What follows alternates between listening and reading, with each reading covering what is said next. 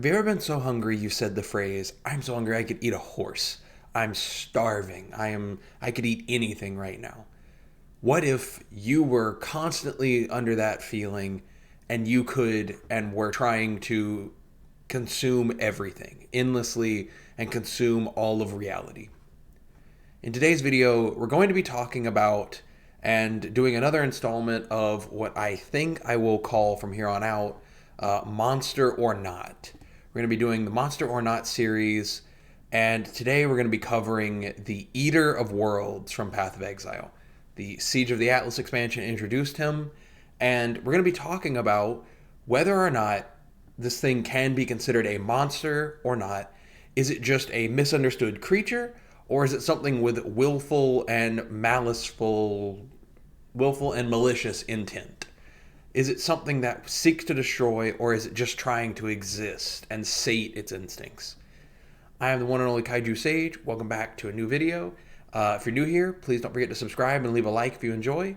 And yeah, without further ado, let's talk about the Eater of Worlds from a set of 10 categories, and then we'll give it a score out of 100, ranging from is it a wild animal to is it an eldritch horror god-like terrible being, and it's a true monster in every sense of the word. Starting with the first category, Scariness. When you first look at it, does it strike fear into you from a glance? If you were to walk into a random expanse and you saw this thing, look in this trailer. If you were walking up right now and you see this in your field of view and you walk up to this creature, does it scare you? Personally, yes. It's terrifying. It's creature, esque. It looks like it should be something that is at the bottom of the ocean and should never see the light of day. I would be terrified. I'm going to give this, on a scariness factor, I would say an 8. It's not a full 10 because it's not just totally terrifying to me, but it is very scary. Threatening. Is it something that I would consider to be a threat? Does it have features and bodily, things, as well as its attacks and things that we know about it from the game? Yes, absolutely, this thing is a threat. This is a creature like the Elder, like the Maven, but it is something that actually wants to consume everything and has an endless hunger. It is something that wants to consume and destroy. So, is it a threat? Yes. What would I give it out of 10? Based off its attacks and everything that it looks like, I would say probably also an 8. It has a higher end of the scale. It is a very powerful eldritch being, so it gets an 8. Captivation, awe-inspiring. When you look at it, is it unique? Is it something that draws your attention immediately? And it is something that sticks in your mind. It's beyond compare and anything that you could compare it to. Yes. It is on the higher scale of things versus, is it forgettable and mundane? Is it just a cat? Is it basically just a big cat? No. This thing is unique. It's terrifying. It has tentacle wings, electricity flowing off of it. Once again, a higher end of the scale. We'll give this one an 8 as well. Higher end, but not a 10. I will reserve 10s for things that are really, really impactful. Attractiveness, ability to control things or mind control things. Is it a creature of seduction, hypnotization, or some other form of mind and body control? Not really. This thing does not care about controlling others. It does not care about luring things in. It just eats and consumes. It is called the Eater of Worlds. It wants to consume everything. This is a 0 on the attractiveness. It does not care about controlling or us attracting things. Age. Is it something that is old as time itself, or is it a freshly hatched thing like the Maven in the video we talked about yesterday? No, it is not a freshly hatched thing. It refers to the Maven as hatchling. This is an ancient being, similar to the Searing Exarch. Similar, those two are a pair. They are both ancient horror beings from the same realm and whatever space that the Maven, the Elder, comes from.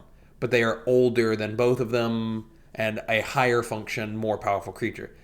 So on an age factor, it's unknown. I don't know if it is eternal. It doesn't seem like it really has an age that would matter. So I'm going to give this a I'm going to, I mean, once again, I think an 8 is a solid bet. I'm going to give it an 8 because it is, yet again, it's not necessarily known that it is infinite and never going to die, but it's also not like freshly born and extremely powerful because of that. So it gets an 8.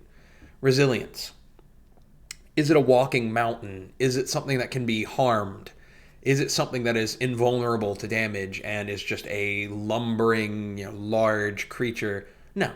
We, in the Path of Exile franchise, we as exiles managed to take this thing down and defeat it. So it is definitely on the weaker side of resilience, but it is still a powerful creature. I will give this a 5 out of 10 because it is harmable and it is defeatable. It is something that can be beaten and injured.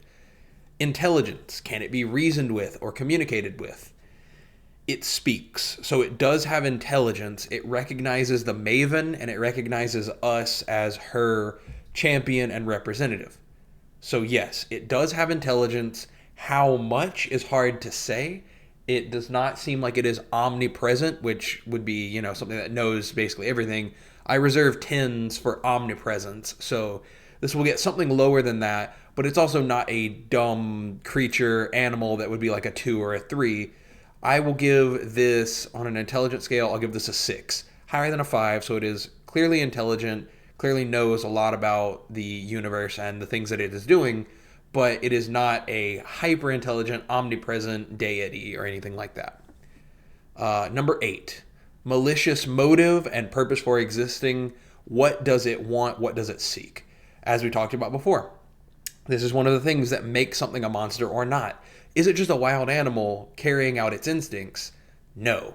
This thing seeks to eat worlds. It seeks to consume realities and eat everything that it can because it has an insatiable, unending hunger and seek for destruction. This gets a 10 because, again, it just endlessly wants to eat and consume. This is a perfect example of a 10 for a malicious motive and purpose for existing. There you go. It's a 10. Weaknesses. Number 9. Weaknesses. Can it be stopped? We talked about this under the resilience category. Yes, it does have weaknesses. It doesn't have any clear, you just use this thing like the Elder did, where you had a sword that you just trap it in its own dimension with. But this thing does have weaknesses. So it can be stopped. You just beat the hell out of it like we do in the Path of Exile series. Or in the Path of Exile franchise. You literally make your way to it. You have to climb through the Atlas and power yourself up, achieve that near demigod deity status yourself, and then you fight it. With all the power and things that you've achieved, you defeat it. So weaknesses, we'll give it a 5. Something that has no weaknesses and is completely invulnerable would get a 10. Something that can be stopped, like if it was a rabbit, it would get a 0 or a 1. So that's the scale for that. But this gets a 5 because it can be stopped. It doesn't really have any glaring extreme weaknesses, but it is definitely stoppable, and you can stop it fairly clearly and easily.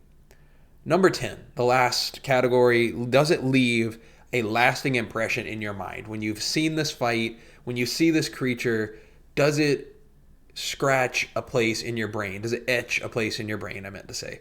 And then it's the miscellaneous catch-all. So what do I think of it? Does it leave a lasting impression? It is definitely unique among eldritch type beings. I think it's not quite as leaving a lasting impression, but then again, that's just, me. I think of the Elder and the Shaper more, but I have had more encounters with them, versus this thing is definitely interesting. It is, as far as a lasting impression goes, I think I would give it a 7. Something that I will remember forever gets a 10. Something that I'll forget by, 10 minutes from now would get a 1. So this gets a 7. It is memorable.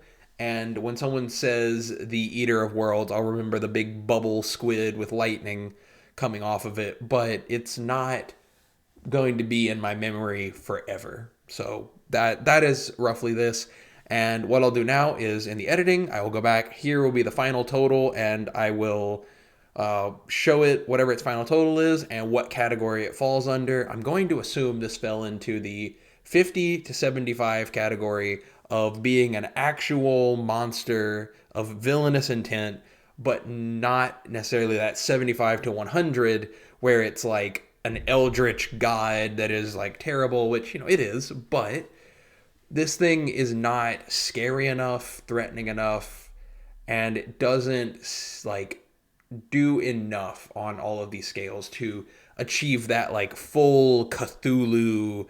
Does it actually want to destroy, you know, everything? Anyway, those are my thoughts on the Eater of World. If you're new here, once again, don't forget to subscribe and leave a like. I hope you enjoyed. Down in the comments below, please feel free to go back through the video, go 1 through 10 on each of the scales and rate it yourself. 1 out of 10, total your score, and then give it, you know, your thing at the end on the scale from 0 to 100. Where does it fall in your mind? What do you think of the Eater of Worlds when you think of Path of Exile and this boss? And, you know, or just let me know what you think about this video. And if I enjoy your comment, I'll give it a heart. Thank you so much for watching. I really appreciate it. I will see you all tomorrow for a new video. And I hope you have a great day.